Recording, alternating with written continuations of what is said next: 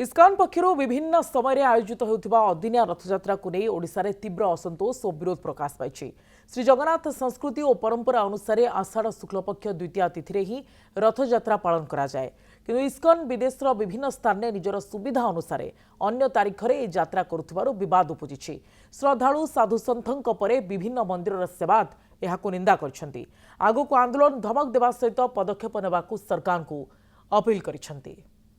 जगन्नाथ संस्कृति रे रथयात्रा आमर आषाढ़ शुक्ल पक्ष द्वितीय तिथि रे रथयात्रा पड़े सेटा धार्य कौनसी संस्था करने कथा नुहे। जेहेतु इस्कॉन एमती बारंबार मानहानि काम करुची ता उपरे दृढ़ कार्यानुष्ठान आमे दाबी करने सहित आमे याकू दृढ़ जवाब देवाई सरकार को निवेदन करूँ जे याकू दृढ़ हस्ତରେ दमन करा जाऊ। इस्कॉन विभिन्न जगह जगन्नाथ मंदिर प्रतिष्ठा करिसंती, किंतु से जो अदिनिया रथयात्रा करुछंती एटा एक निंदनीय घटना।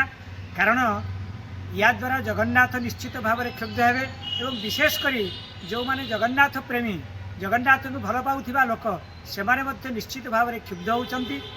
आउ इस्कॉन एथिरो विरत रहिबा दरकार। जगन्नाथ संस्कृति प्रति एते कठारघात करा जाउची जाकि आजिका डेट रे देखिया मिलुची।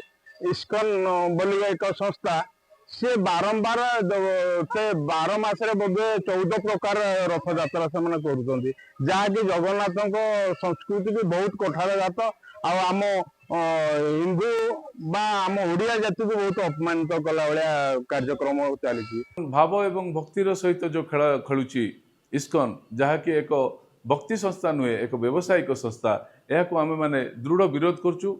आगामी दिन में जदि यह बंद करा न जाए तुरंत ताहले एथिरे आईन कानून परिस्थिति सृष्टि होवार संभावना देखा देछि।